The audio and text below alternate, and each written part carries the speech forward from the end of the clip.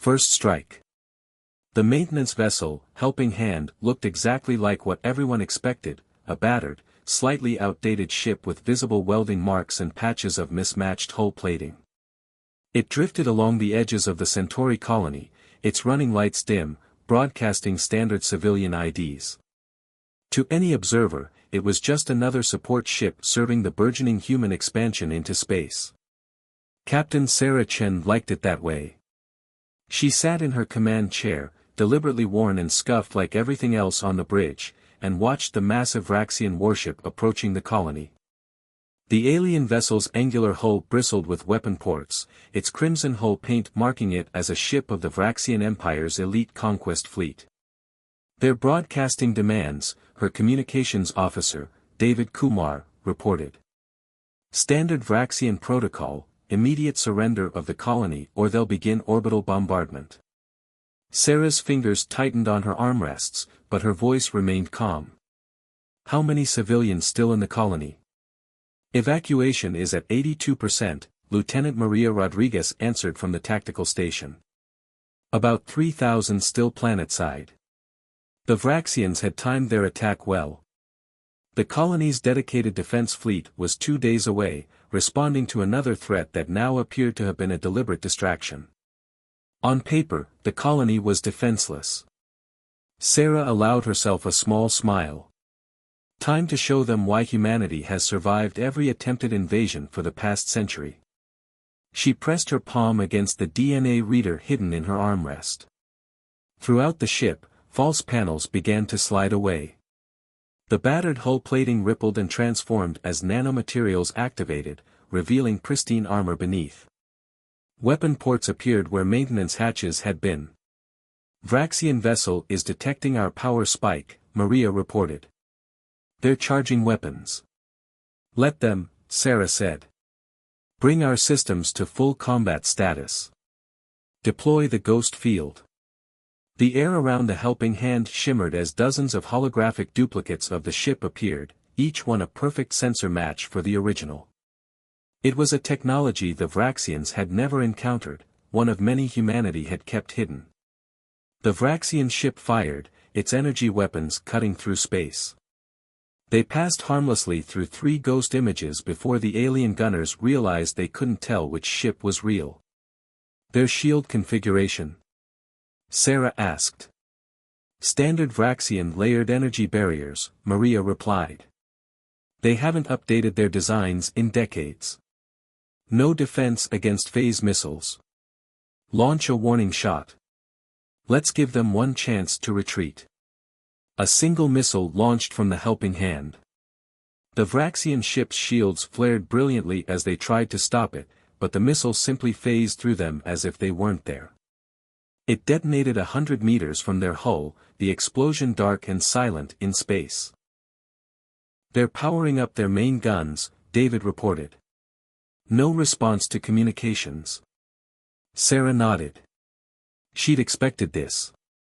The Vraxians had dominated their sector of space for too long to back down from what they saw as a primitive species. Deploy the Whispers. Dozens of small, dark objects emerged from the Helping Hand's hull. To Vraxian sensors, they would appear to be debris, another deliberate deception. The Whispers were autonomous combat drones, each one carrying enough firepower to disable a small warship. The Vraxian vessel fired again, its weapons blazing through more ghost images. The Whispers accelerated, their gravitic drives allowing them to move in ways that defied normal space combat tactics. They swarmed around the alien ship like angry insects. Sir, Maria's voice held a note of concern. They're charging their planet-killer weapon. If they fire, the colony. They won't get the chance, Sarah said firmly. Execute combat pattern Echo 7. The Helping Hand's real position was finally revealed as its ghost field collapsed, concentrating all power into its primary weapons. But the ship wasn't where the Vraxians expected. Using technology that the aliens would have dismissed as impossible, the maintenance vessel had phased through space itself, reappearing directly above the Vraxian ship. The Whispers struck first, their energy beams precisely targeting shield generators and weapon ports. The Vraxian ship's defenses flickered and died in sections, like lights going out in a city. Their return fire was sporadic, uncoordinated, as their sensors struggled to cope with technology they'd never imagined possible. Final warning, Sarah broadcast on all frequencies. Stand down or be disabled. The response came in the form of a massive energy spike as the Vraxians diverted everything to their planet-killer weapon. Sarah had seen enough. End it. The Helping Hand's main gun fired once. The weapon's nature would be debated in Vraxian military circles for years to come. It didn't produce a beam or an explosion. Instead, a wave of silent darkness washed over the alien ship. When it passed, the mighty warship drifted powerless, its systems completely shut down by human quantum interference technology. Colony is secure, Maria reported. Vraxian ship is disabled but life support remains functional. No casualties on either side. Sarah stood, straightening her uniform. Send the message to command.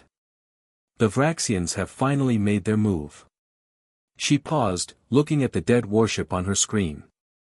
And let them know that our secret is out.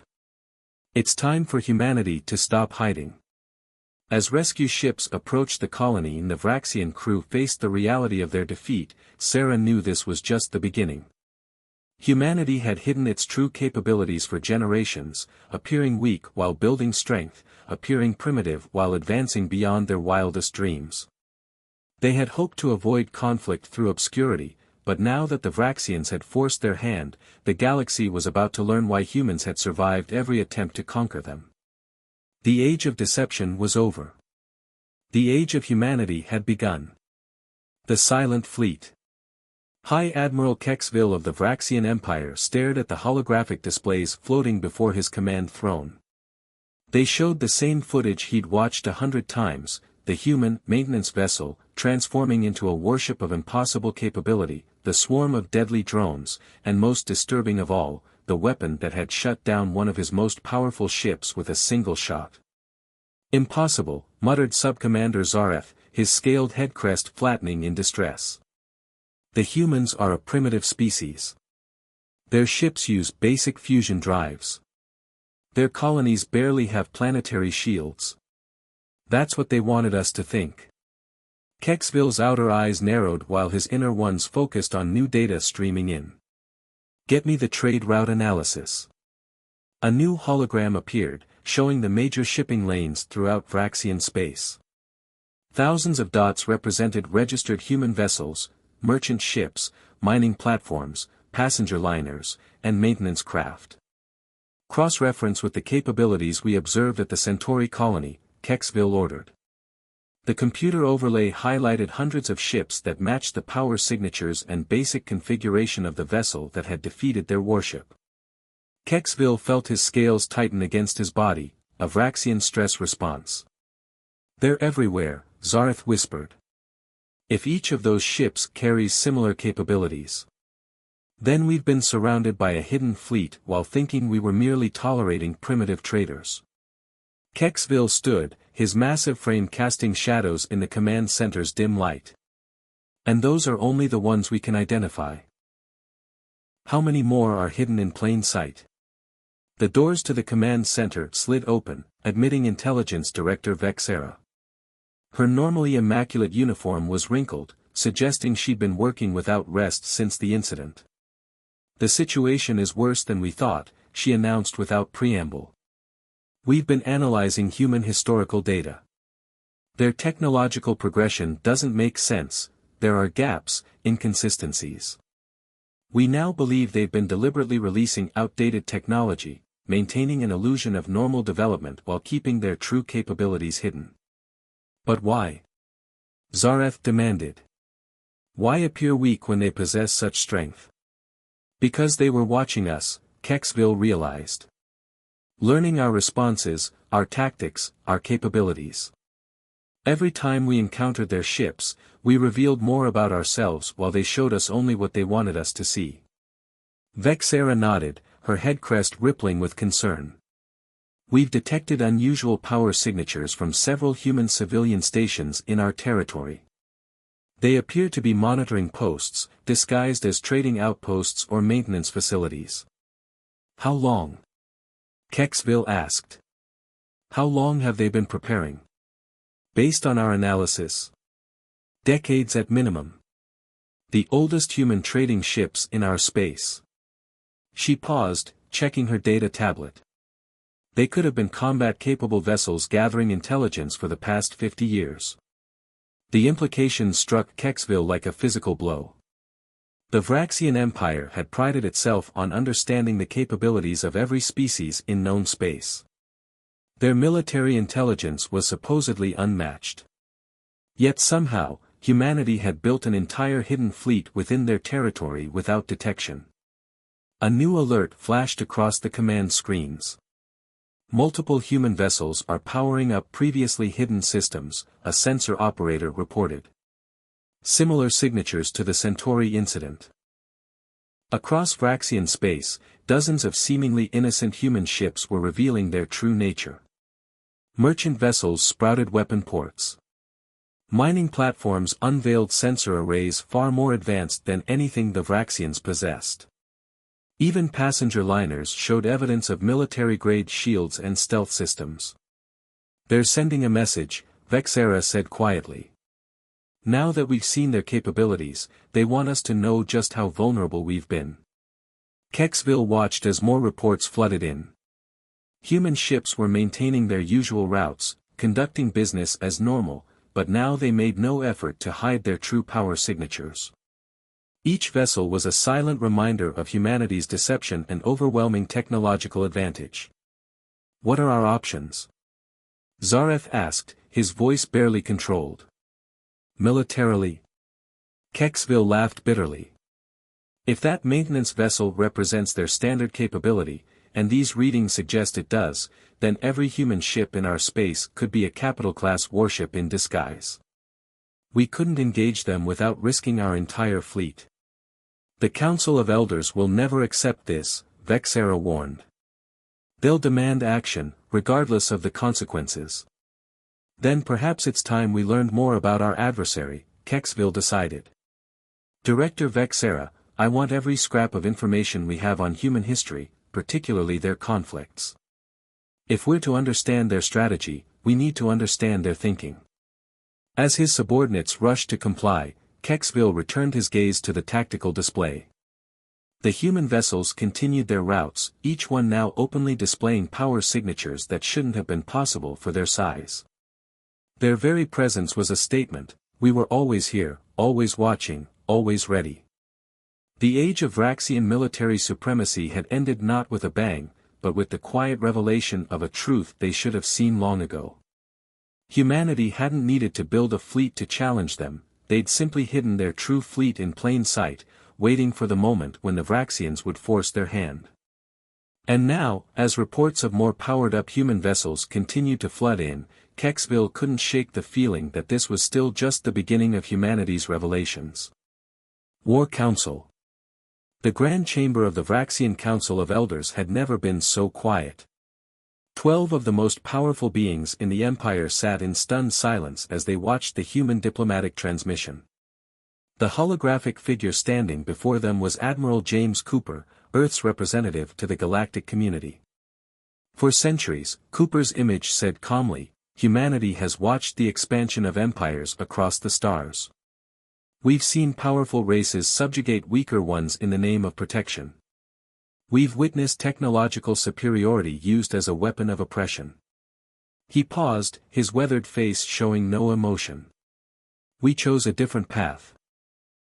Elder Kazvak, his scales dark with age and wisdom, leaned forward. You chose deception. Infiltration. We chose preparation, Cooper corrected. Every human vessel in your space is indeed capable of defending itself. But notice that despite your attack on our colony, despite our overwhelming tactical advantage, we haven't fired a single aggressive shot. The council chamber erupted in overlapping voices until High Elder Mexra raised her hand for silence. Explain your strategy, human. Why reveal yourselves now? Because you forced our hand, Cooper replied.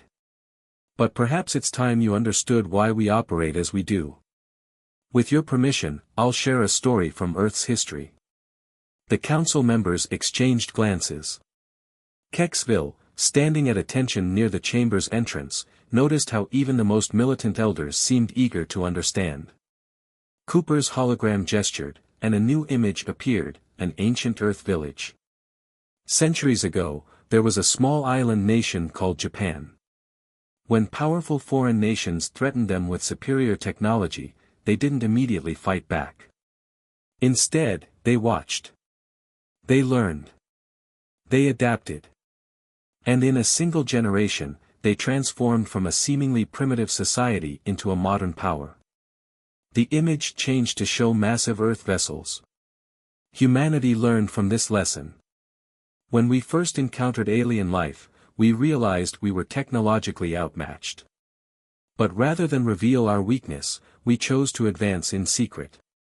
Every civilian vessel we built contained military capability. Every trade mission gathered intelligence. We developed our technology not to conquer, but to ensure we could never be conquered. And now? High Elder Mexra asked. Now that we know your true strength? Now we offer partnership. Cooper's words caused another stir in the chamber. Humanity doesn't seek dominion. We seek stability. Peace through strength, yes, but strength held in check by wisdom.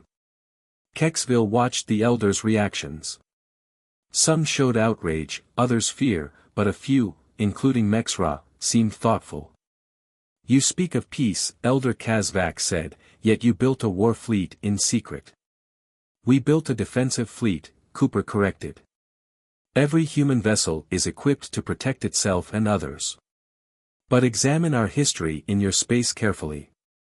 How many times have human ships intervened to prevent pirate attacks? How many distress calls have we answered? We used our hidden strength not for conquest, but for protection. New data streamed across the Council's displays, records of human vessels assisting damaged ships, defending against raiders, providing emergency support. Each incident had seemed routine at the time, but now they revealed a pattern of careful, measured intervention. The attack on our colony forced us to reveal ourselves, Cooper continued. But it also gives us an opportunity. The Vraxian Empire prides itself on strength. We respect that. But true strength isn't just about military power, it's about how that power is used. High Elder Mexra stood, her ceremonial robes shifting like liquid metal. You offer partnership, yet you began with deception. How can we trust you? Because we could have struck at any time, but we didn't. Because even now, with our true capabilities revealed, we haven't taken aggressive action. And because we're willing to share our technology, not as a tool of dominance, but as a foundation for mutual security. The chamber fell silent again as the implications sank in. Humanity wasn't just revealing their military strength, they were offering to elevate the entire galaxy's technological level. Consider this, Cooper said into the silence. Every human vessel in your space could have been a weapon, but we chose to make them shields instead. We don't want subjects or servants. We want allies who understand that true power lies not in the ability to destroy, but in the choice not to. Kexville watched as the council members began to discuss among themselves. He noticed how the more aggressive elders were being surprisingly quiet, perhaps realizing that traditional Vraxian military doctrine was useless against an enemy who had already proven they could shut down their most powerful ships with a single shot. We will need time to consider your words, High Elder Mexra announced finally. Cooper nodded. Of course. But remember, the galaxy is changing. The question isn't whether to adapt, but how. Humanity stands ready to help build a future where strength serves peace, not dominion. As the transmission ended, Kexville realized he was witnessing a pivotal moment in galactic history. The Vraxian Empire had always believed that power came from the ability to project force. Now they faced a species that had hidden its true strength not out of fear, but out of a desire to avoid unnecessary conflict. The War Council had been called to plan conquest. Instead, they found themselves contemplating a fundamental change in how they viewed power itself. Breaking point. The warning came 3 minutes before the attack. Throughout human space, quantum entanglement communicators, technology the Vraxians didn't even know existed, activated simultaneously.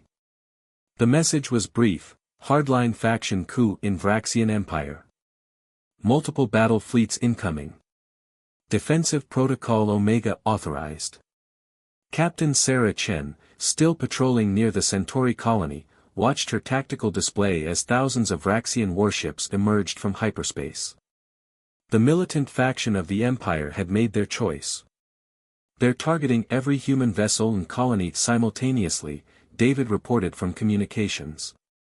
They think if they hit us all at once, they can overwhelm us before we reveal any more surprises. Sarah smiled grimly. They still don't understand. All ships, execute Protocol Omega. Across human space, civilian vessels transformed. But this wasn't like the previous revelation of hidden weapons and shields. This was something far more fundamental. Entire ships phased out of normal space, their quantum fields allowing them to exist partially in multiple dimensions simultaneously. The Vraxians' first salvo passed harmlessly through ghost images, interdimensional shadows, and holographic duplicates. Their sensors, designed to operate in normal spacetime, couldn't get a lock on vessels that weren't fully present in any single reality. Their flagship is launching fighters, Maria announced. Lots of them. They're trying to saturate our defense grid. Deploy the Guardians, Sarah ordered. From the seemingly empty space around every human colony, massive structures began to appear. Defense platforms that had been there all along, hidden not by stealth technology but by existing slightly out of phase with normal spacetime. Each one was the size of a small moon, bristling with weapons that operated on principles the Vraxians couldn't comprehend. All colonies report Guardian stations online, David confirmed. Defensive grids are active. The Vraxian fighters encountered something they'd never seen before: space itself seemed to thicken around them. Their engines struggled against localized changes in physical laws, areas where light moved slower or faster than it should, regions where quantum probability collapsed in ways that made traditional navigation impossible. They're pulling back to regroup, Maria reported. Their main fleet is charging primary weapons. Sarah watched the massive energy buildup on her displays. The Vraxian hardliners had committed their entire military to this attack. Thousands of ships, millions of crew members, all to prove they couldn't be made to feel powerless. All ships, initiate response pattern Delta, she broadcast. Remember, minimal casualties. These are soldiers following orders, not our true enemy. The human fleet's response wasn't the overwhelming show of force the Vraxians expected. Instead, precision strikes from weapons that bent reality itself targeted key systems, weapons, engines, shields. Ships found themselves trapped in temporal bubbles where time moved so slowly that minutes would pass outside while their crews experienced mere seconds. Quantum-entangled drones appeared inside Vraxian vessels, bypassing shields entirely to disable critical systems. The laws of physics themselves seemed to conspire against the attacking fleet as human technology manipulated fundamental forces in ways that made traditional space combat impossible. Enemy flagship is attempting to coordinate a retreat, David announced. But their quantum wake signatures are destabilizing their jump points. Stabilize their jump corridors, Sarah ordered. Guide them home safely. She watched as her crew worked to save the Vraxians from their own desperate retreat. Human technology reached out, not to destroy but to protect, creating safe passages through spacetime for the defeated fleet to withdraw. In less than an hour, it was over. The largest fleet action in Vraxian history had been defeated without a single confirmed casualty on either side. The message was clear: humanity's technological superiority wasn't just about weapons or shields. They had mastered fundamental forces that the Vraxians hadn't even discovered yet. Receiving transmission from Earth Command, David reported. The moderate faction has regained control of the Vraxian government. The hardliners are being detained.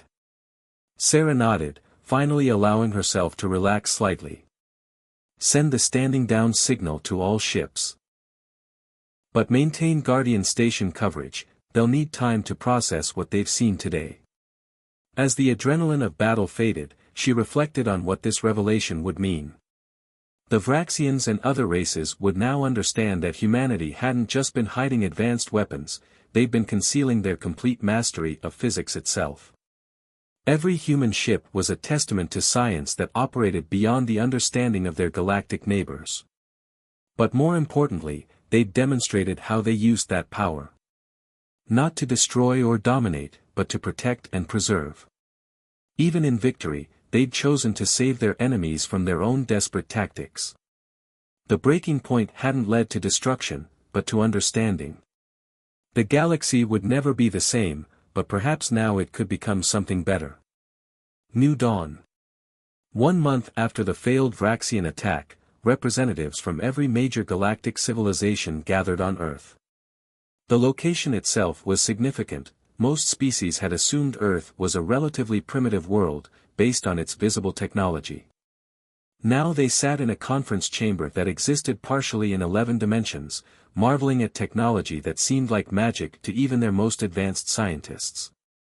Admiral James Cooper stood at the center of the chamber, his holographic presence shared simultaneously across 1,000 worlds. Around him, aliens of every description watched and listened, their translators converting his words into their native languages. For centuries, he began, humanity has watched, learned, and prepared. Not for war, but for this moment. The moment when we could help guide the galaxy toward a new understanding of power and responsibility. The Vraxian High Elder Mexra, now leading a reformed empire, spoke first. You could have conquered us at any time. Your technology, your understanding of physics itself, it surpasses anything we thought possible. Conquest was never our goal, Cooper replied. Look around this room. Every piece of technology you see, from the quantum-stabilized chairs you're sitting in to the multidimensional architecture itself, serves a purpose beyond its apparent function. This entire chamber is a demonstration of what's possible when technology serves harmony rather than dominance. He gestured, and the air filled with holographic displays showing human vessels throughout the galaxy. But now they revealed their true nature, not just warships in disguise, but mobile research stations, environmental restoration platforms, and quantum engineering facilities. Those ships you feared? Cooper continued. Each one has spent decades not just gathering intelligence, but studying damaged ecosystems, monitoring spacetime stability, and preparing to help elevate all species to a new level of existence. The Zethkari ambassador, their crystalline form refracting light in complex patterns, moved forward. You speak of elevation. What exactly are you offering? Everything, Cooper said simply. All of it. Every technological advancement, every scientific breakthrough, every understanding we've gained about the fundamental nature of reality. But more importantly, we offer our philosophy of how to use it. The chamber erupted in shocked murmurs. Such complete technological sharing was unprecedented in galactic history. Why? Demanded a Craxan representative, their neural tendrils pulsing with confusion. Why give away your advantage? Because it was never about advantage, Sarah Chen's voice rang out as she entered the chamber. Her uniform was simple, but every alien present had seen recordings of her ship's performance in the Vraxian conflict. It was about responsibility. We advanced in secret not to gain power over others, but to ensure that when we finally shared our knowledge, we could do so responsibly. She joined Cooper at the center of the chamber. Every human ship in space carries a quantum engineering suite capable of reshaping reality itself. We could have used that power for dominance. Instead, we used it to study, to protect, to prepare for this moment. A moment of sharing, Cooper continued, but also of warning. Because with great understanding comes great responsibility. We've spent generations learning not just how to manipulate the fundamental forces of the universe, but when and why we should. That wisdom is as important as the technology itself. The displays shifted, showing the guardian stations around human colonies, now revealed in their full glory. They weren't just defensive platforms, they were reality anchors, maintaining the stability of space-time itself, protecting all nearby species from the quantum wake effects of advanced technology. "We offer partnership," Sarah announced. "Not subjugation disguised as protection, but true collaboration. Our ships will remain throughout the galaxy, not as hidden weapons but as open guides and protectors while other species learn to handle these new capabilities safely." High Elder Mexra stood. "The Vraxian Empire accepts this offer. We have learned that true strength lies not in the ability to destroy, but in the wisdom to create and protect." One by one, other representatives stood, signaling their acceptance. They had seen what humanity could do, both technologically and philosophically. The choice between remaining as they were or joining this new age of understanding was no choice at all. "This is not the end of history," Cooper concluded, "but the beginning of a new chapter. Humanity has guarded these secrets not out of fear or desire for power, but out of hope for this very moment. Together, we can build something greater than any single species could achieve alone." As the chamber filled with the sounds of historic agreements being made, Sarah Chen looked out at the assembled representatives. She thought of her ship, the Helping Hand, and all the other human vessels throughout space.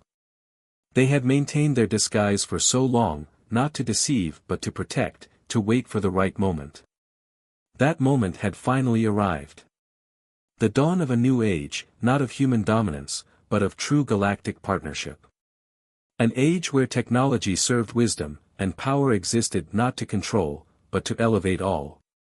The galaxy would never be the same, and that was exactly as humanity had hoped.